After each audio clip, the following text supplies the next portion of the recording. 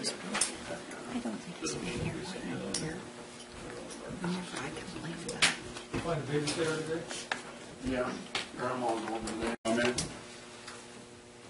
Seeing none, items to be discussed in closed session. Mr. Chairman, the board will be meeting in closed session for conference with legal counsel, significant exposure to litigation pursuant to subdivision D2 of Government Code section 54956.9. Also for a conference with real property negotiator, location 2950 Riverside Drive, Susanville, California. Negotiator, County Administrative Officer Richard Egan, subject to provide direction to negotiator regarding price terms of potential purchase or lease. To negotiate with Mr. Bill Hydrick on behalf of the real property owner. Number 3 is removed from closed session. Number 4 will be discussing a liability claim, the claimant Darren Williamson, agency claimed against Lassen County. And at 1:30, the board will be meeting in closed session for public employment appointment pursuant to Government Code section 54954.5, Veteran Service Officer. Thank you, Mr. Egan. With that, we'll go into closed session. Anyway, it was done. I pledge allegiance to the flag of the United States of America and to the republic for which it stands, one nation, under God, indivisible, with liberty and justice for all. Almighty God, we pray this day for your ever enduring guidance. We ask you to focus in wisdom and fortitude that we may disperse our knowledge and facts intelligently and across humanity whom we serve.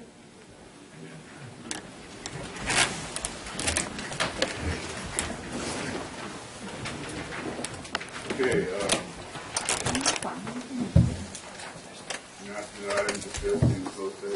Mr. Chairman, members of the board met in closed session to discuss multiple issues. Number 1, conference with legal counsel, significant exposure to litigation pursuant to subdivision D2 of Government Code section 54956.9. Conference with real property negotiator. The location was 2950 Riverside Drive, Susanville, California. The negotiator was CAO Richard Egan. The subject was to provide direction to the property negotiator to provide price and terms of potential purchase or lease. And the individual to be negotiated with was Mr. Bill Hydrick on behalf of the real property owner. Number 4 was a liability claim. The claimant was Darren Williamson. The agency claimed against was Lassen County. Those were the items that were discussed in closed session. There was no reportable action save item number 4, liability claim, claimant Darren Williamson, agency claimed against Lassen County. That was a personal injury claim against the County of Lassen arising out of a 2-vehicle accident, and by unanimous vote of aye, the county approved a settlement claim for $77,500. Otherwise, no reportable action. I will note that closed session continues at 1:30 p.m. this afternoon for public employee appointment pursuant to Government Code section 54954.5, Veteran Service Officer. Mr. Chairman. Thank you, Mr. Okay, next will be agenda approval, additions and/or deletions. You have any changes? I have no changes. Mr. Chairman, there is one change, and that is H4. Regrettably, and what we think is the results which we think will be certified in H3. H4 is essentially moot. Regrettably. Ask him for that. H4 is okay, I had one. Anybody else have any changes on the agenda? With the lady in the back, I think. Yes. Yes. On the very first item at 10 a.m., I'm sorry, where we're discussing the Fort Sage Family Resource Center. That's also including the Westwood Family Resource Center.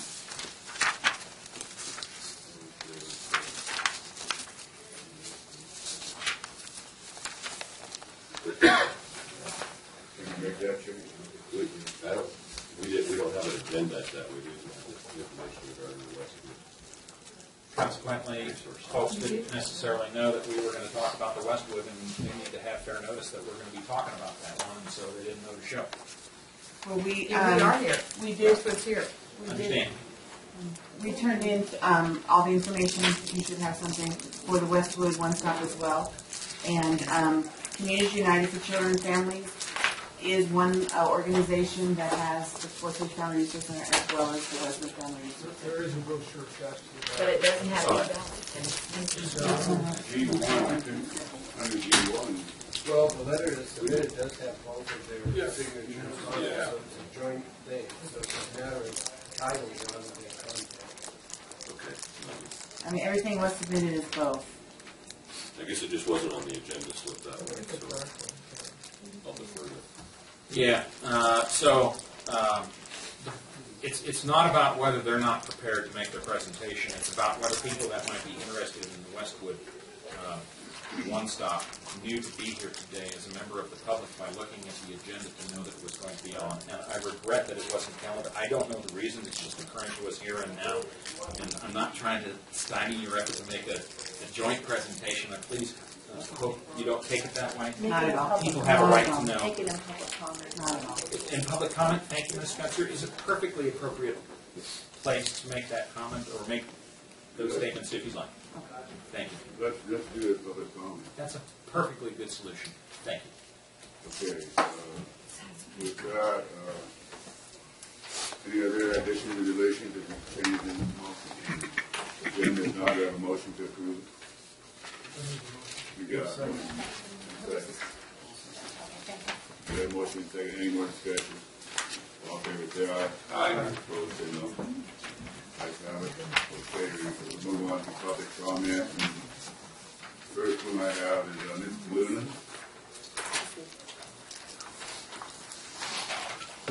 Good morning. My name is Amelia Luna, and I represent the Suitmo Indian Rancheria Powwow Committee. I run the powwow. I only have 4 other ladies that help me run it. This is our 6th year to run this powwow. What we do is honor our veterans from all the wars that are here. Since World War I through all the way to now. And this year we're going to honor the Gulf War this year, or the Desert Storm. And what we're trying to do is to see if the board would approve a little donation to sponsor our dancers that are the children. That's the only one that we could not cover this year because we didn't raise enough money. So we're just asking for a donation. And that's it. All right? Thank you. Thank you. Patty, you got anything? Thank you very much. I'm actually here for a little bit of good news. I'm here on behalf of the National Forest Counties and Schools Coalition. And the National Forest Counties and Schools Coalition is actually, there was a 2-year reauthorization recently, and Lassen County will benefit, schools and roads will benefit for a 2-year reauthorization of a little bit over $1 million a year, so it's about $500,000 for schools and $500,000 for roads. On June 15th and 16th, and I do have a letter and an invitation, the 15th and 16th, the coalition is actually hosting an executive board meeting and public meeting at the Nugget in Reno, and they're asking for any input and people that want to come. Basically, the coalition is looking to how they're going to restructure, whether or not they're going to restore and revitalize the coalition, whether or not they're going to restructure it, and how the coalition is going to go forward to hopefully work on, again, more permanent funding for the Forest Counties and Schools Coalition. And so for some people that may not know, it used to be the timber receipts that I'm talking about, and then it was the Secure Rural Funding Schools Act. And so this is the coalition that's been working very hard to make sure that we have been receiving money, and there have been some stopgap authorizations. And this last one was, I think it was about April 15th. And again, it was a 2-year reauthorization, a little over $2 million for Lassen County over the course of 2 years. So we are really happy about that authorization. We got a little bit at the beginning of the year. It was, I think, $25,000 for schools, $25,000 for roads, and that doesn't go very far when you're splitting it out among 11 districts. So hopefully this will be a little bit more money. And so I wanted to give you guys the letter. If any of you can join us, it'll be a way just to get some information out about how we can help support the coalition and or help reauthorize funding. Thank you. Now, what have you been hearing as far as the continuation of this after the next 2 years? I am hearing that they don't know what they're going to do, and that's basically what the letter says, is the coalition's not sure that they, as far as right now, it is gone, and that they're looking for a long-term solution. And so one of the things that they are looking at doing is trying to find out really where all the players want to go. Are they going to reintroduce new legislation? Well, it'll have to be new legislation, but how are they going to structure it? Who's going to be part of that, and how they're going to move forward? And because the meeting is in Reno, one of the Kermit Walters, who's the vice president of the actual coalition for this region and this, well, for the coalition, is actually one of the superintendents. He's the superintendent of schools from Waika. And so he is very active in this push. And right now, they're just trying to restructure and figure out where to go. So they figure if they start now in June, hopefully they'll have a plan early and then can start moving forward to help continue receiving some funds and working with the other counties and the other states that are involved in the funding formula. Thank you. Next, I guess we would, anybody else wish to speak on this census?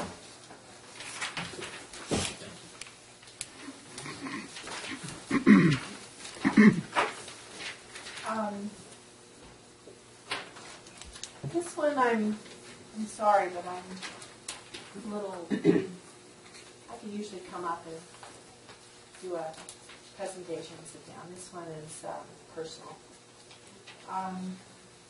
On October 8th, at your October 8th, 2013 meeting, you slipped in the consent calendar a vote to approve the Hurlong sale, the city, the township. Mr. Hammond, according to the minutes, made the motion to do that, and also voted yes when the vote came. And Ken, we helped file a FTPC complaint about conflict of interest, simply because he owns businesses there that he'd be financially. So, I don't know if everybody knows, but he was fined $2,500 or something. And it was low because you claimed ignorance. We had Retta as a county council. That wasn't Mr. Burns' fault, but Retta knew that he couldn't vote on that. We lodged a complaint. The innocence is gone. We also filed a complaint to the FTPC, which they're still working on February 20th for your vote on the Amity parcel. And now you don't have the innocence. The innocence is gone. You knew you had a conflict of interest. And I've never seen, I mean, I've seen people come and go up here, but I've never seen anybody so blatantly for profit as Mr. Hammond. During that vote, we had a new county council.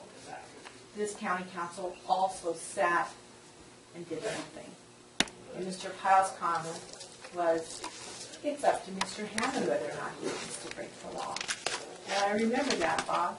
It's up to him. And he chose to break the law. So, discussed, it's way past discussed on what you did and what maybe you'll continue to do to profit on this board. Things are changing right now. A lot of things are going to happen in the next 30 days. we'll just watch and see how much more you think you can get out of your position. Next, Desiree.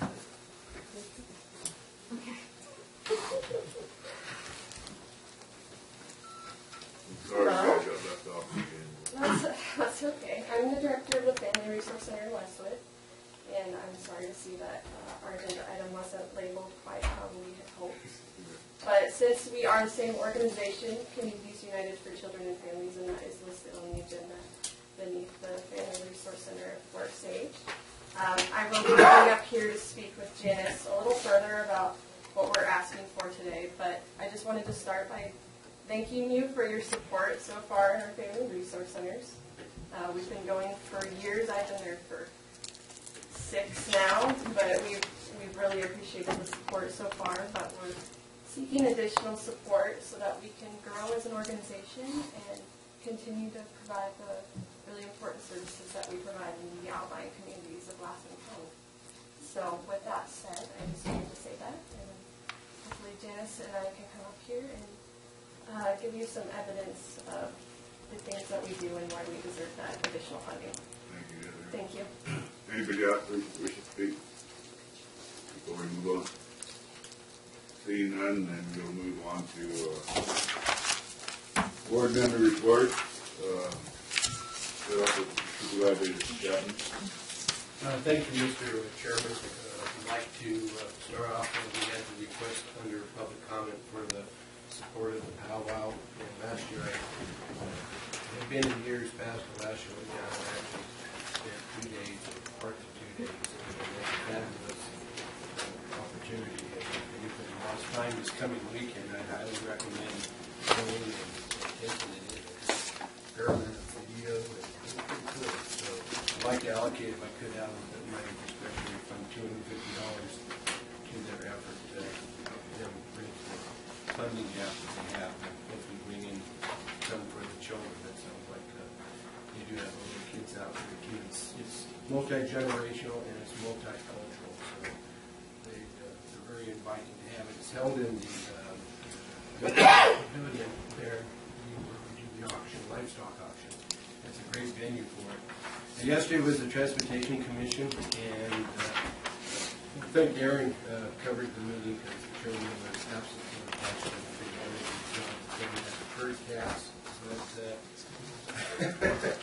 Anyway, it was fun to watch Aaron in action.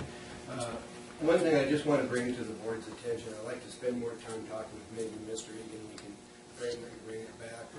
I think we're at a crossroads with the commission, with how we conduct business, how we operate. We have a number of issues that have come forward, and for the last 40 years, it's been kind of nested in the Public Works Department in terms of providing the administrators and support, staff support for it, even though the funding for it is paid for out of the Transportation Commission funding stream, so it's a dedicated funding. You know, I think the complexity and the demands and the interactions with the city, which is a co-partner, it's a 50-50 thing. You know, I think it's time that we kind of look at how we can up the game there in terms of breaking it out of being a county basically based operation to one that is independent, like what we do with LAFCO and we do with all the other air resources and solid waste, and then we have all the various JPAs and joint boards with the city, and I think this is the only one that hasn't been transitioned into that. It's not something that's going to happen overnight. It may take a good year or more to bring that about, but I think it's one that's long overdue. And I think yesterday's meeting totally convinced me of that. And I'll share that with Mr. Egan. Maybe we could frame it and bring it back to the commission as well as to the board, and I think to the city council, so that proper discussion could be had about that as an option. And maybe after we evaluate what the options are, we want to go back and keep it exactly like it is. But I think they're going to find other ways. Next Monday is the PSA2 joint meeting we had on the agenda. I think it was the last meeting. May is Old Americans Act nationwide. We had the proclamation to support that. And hopefully, Jeff, you would be clear to go with Kay and I to that's actually, it's kind of like the big meeting, annual meeting for the year, so it has all the players together, being Bernie, and so I'd highly recommend that, so we'll be taking that in. I also attended the Nortec meeting about a week or so ago, and Nortec is going through some changes to the federal law for the workforce investment funds and the way it's structured. We have 11 county JPA that we belong to there, and I think, you know, I've really have seriously questioned the last couple of years the role of the relationship. It used to be one in which it was the small counties got together and took care of themselves, but the state has sort of kind of herded the bigger counties into what is now a regional thing. It's pretty much most of the North State, Delaware County, all the way down to about Tehama County. Trinity County is included, goes all the way down to Nevada County now. And they, the Workforce Forest Investment Board for the state has come up with kind of a new breakdown. And instead of having the JPA kind of operating where it's a county-based model, they're kind of moving it into where it's going to be staff-driven and it's going to be state-driven, and the counties are going to be in a position of being put on the hook if anything is wrong, but when it comes to the actual governance and operation of it, it's pretty much going to be directed by the state. So it's not that we wouldn't receive the service, we would. This is the funding agency that Tracy Holt relies on for the Alliance for Workforce Development, which operates our Lassen One-Stop Center. But I really kind of think it might be something we want to look at, possibly just not being an active participant in the JPA, actually withdraw from it, let them have the service, and they're going to do their own thing, and it's a staff thing. And we've had some issues where some of the counties, especially small counties, they get kind of pushed to the side, push back and say, hey, we're part of this too, and it's an annoyance to the staff, so they kind of figure out how they can work around, you might say, the governance input that we had. And we had an issue a couple of years ago when Marty was here, and he helped us work out a kind of revision of how the governance process works. So that's going to be a big issue coming up, and I want to make sure that the board is kept up to speed on that. Also, coming up on June 6th, we have another Eagle Scout's going to be presented, and the last couple, 2 or 3, have kind of fallen through the cracks, but fortunately, Roy Fleshman got me the invitation, and I'd like to have on the May 26th agenda, and I'll work with the clerk's office. We present a certificate from the board, and Mr. Fleshman, when he delivered this to me yesterday, indicated if any of the other board members would be interested in attending. It's going to be at the Honey Lake Grange at 1 p.m. on June 6th. I'll make a copy as an invitation and put it in their box, but it would be kind of nice to have, you know, other board members. I generally try to attend these when I can, and when we know about it in advance, sometimes we learn about it after the fact. So I want to bring that to the board's attention. Along that same line, John Larrabee sent me an email, and Lassen College is having on July 13th a higher education day in the city of Susanville in the county of Lassen. And they have Assemblyman Rocky Chavez, who's a Republican candidate for the U.S. Senate seat. He's going to be the keynote speaker, and they've invited LaMalfa and Assemblyman Brian Dolly to attend as well. And they would like to get a proclamation or something from the board. They're appealing to the city as well. It's coming up in July, so we have a little bit of time, but I don't know if the board wants to pursue it. If they do, I'd be more than happy to work with staff to put something together to get on our agenda. But it's something they want to promote for in July, the week before the fair. And then finally, I just want to say I appreciate the Mental Health, California Coalition for Mental Health sent, I think, all of you a letter. And along with the letter, they sent a tie. And this tie, which is like a bizarre color, the only shirt I had in my closet that would even count with closer to this white one. But May is National Mental Health Awareness Month, and they just want to bring the issue of mental health to the forefront of our nation's thought. Of course, our community was recently impacted by a tragic event out in Janesville, and here just a couple of weeks ago.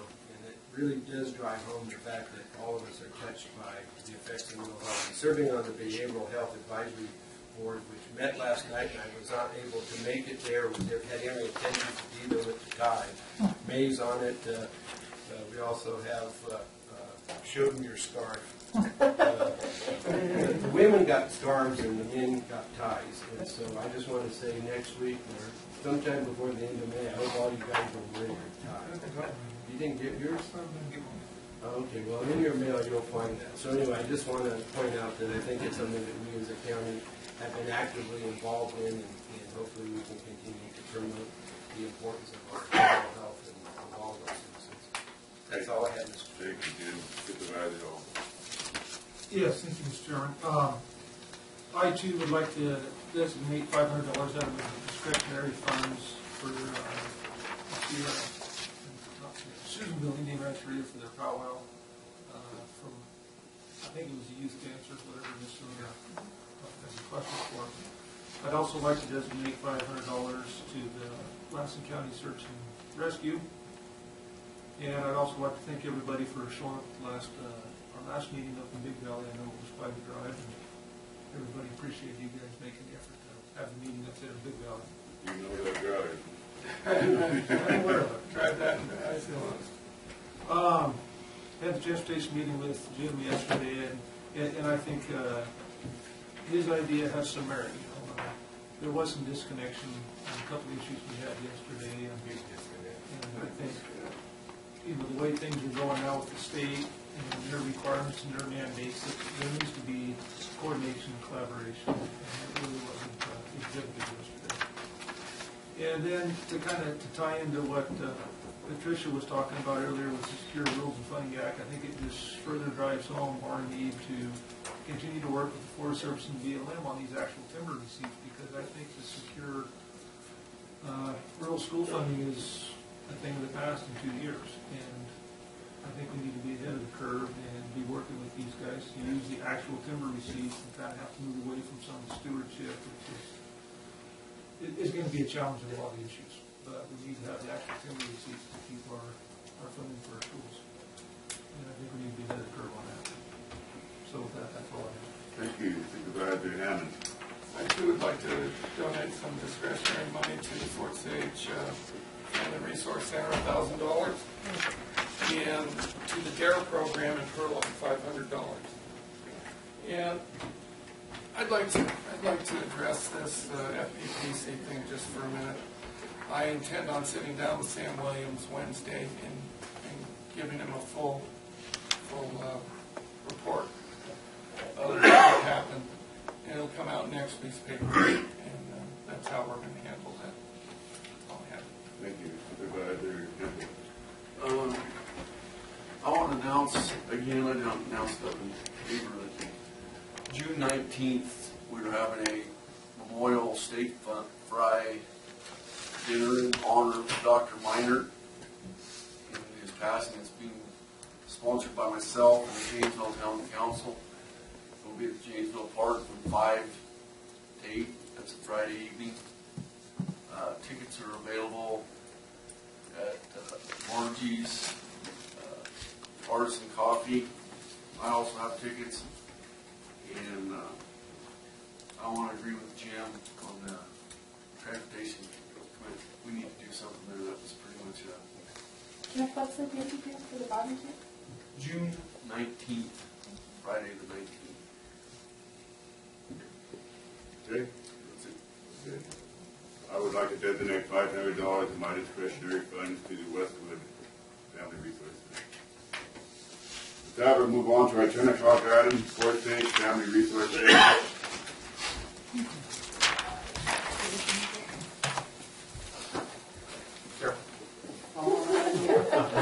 Make an entrance. Make an entrance. Thank you very much for giving us the time today to speak with you. The One Stops have been going strong for 7 years or so. And I have been there this July for those 7 years, and it has been Janice Kocher, Fort Sage Family Resource Center, from Unity United Children and Families. The rules are our life. I know, right? Sorry. That's quite all right. In those 7 years, we have grown immensely. I mean, it just never stops. The clients keep coming, the doors keep swinging. It doesn't get smaller, it gets bigger. We at the Fort Sage Family Resource Center have a food pantry. We now service 367 families. And those 367 families come through our door every month for one service or another, not just the food pantry. We also have the thrift store, and we have currently working on renovating the Herlong Library to become the Herlong Education Center. And which I'd publicly like to thank Alliance Workforce Development for the donation of 10 computers. We're super excited. In that time of the growth, we're needing assistance in funding to supply and demand to handle all the people coming through the door. We're desperately in need of a part-time person. Full-time would be great, but I understand the budgeting. And we're happy with a part-time person, 10 to 3, to cover the front door and all the people coming through the door so that we can handle them as they come in and deal with all the paperwork that we do. We're very grateful for the contractual agreement that we have with Health and Social Services, which is why we're able to have our doors open and do what we do. But we are needing increased funding to continue on with this dream that was started by Kevin and Alan. It's a great concept, and it's been going very well, and we're huge in our communities and what we do, and we just need your support to continue on. And so at this time, we are asking for the Fort Sage Family Resource Center for $30,000. 29.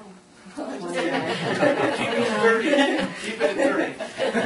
$29,995. Yeah, there you go. $9.99. I think if Mr. Egan were here, what he would say is that we look forward to receiving any and considering any proposals for increased staffing through the budget process. That would be my guess. Not want to speak for him, but